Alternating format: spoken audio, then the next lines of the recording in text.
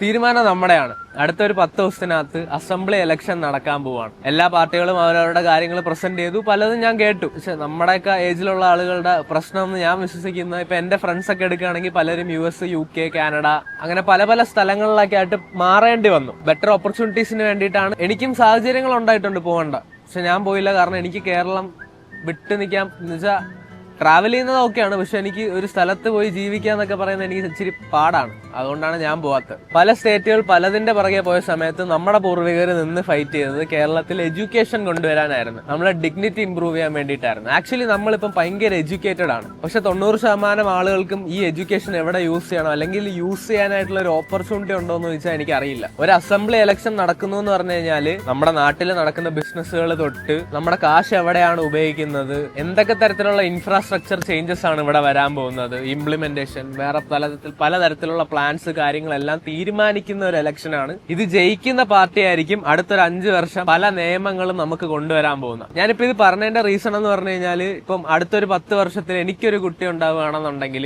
ഈ കുട്ടീനെ ഞാൻ കേരളത്തിൽ വളർത്തണോ അതോ കുറച്ചും കൂടെ ബെറ്റർ ആയിട്ടുള്ള ഒരു എക്സ്പോഷറിന് വേണ്ടി പുറത്തേക്ക് വിടണോ എന്നൊക്കെ ഉള്ള സംശയങ്ങൾ എനിക്കും ഉണ്ട്. ഇപ്പം മീഡിയ ഒക്കെ എടുക്കുകയാണെന്നുണ്ടെങ്കിൽ കൂടുതലും ഞാൻ കാണുന്നതെന്ന് പറഞ്ഞു കഴിഞ്ഞാൽ ഒരു പാർട്ടി വേറൊരു പാർട്ടീനെ പറ്റി കുറ്റം പറയുന്നു, തിരിച്ചും മറിച്ചും അത് അങ്ങോട്ടും ഇങ്ങോട്ടും ചർച്ചകളായിട്ട് പോകുന്നു. പക്ഷെ അവരെന്ത് ചെയ്യുന്നു, അല്ലെങ്കിൽ മാനിഫെസ്റ്റോ എല്ലാവരും പ്രസന്റ് ചെയ്യുന്നതാണ്, പക്ഷെ അവരെന്ത് ചെയ്യുന്നു എന്നുള്ളത് ഒരു പബ്ലിക് പ്ലാറ്റ്ഫോമിൽ വന്ന് പറയാൻ പലരും മടിക്കുന്നതായിട്ട് എനിക്ക് തോന്നി. ഈ ഇലക്ഷൻ ഭയങ്കര ഇമ്പോർട്ടന്റ് ആണ്. കാരണം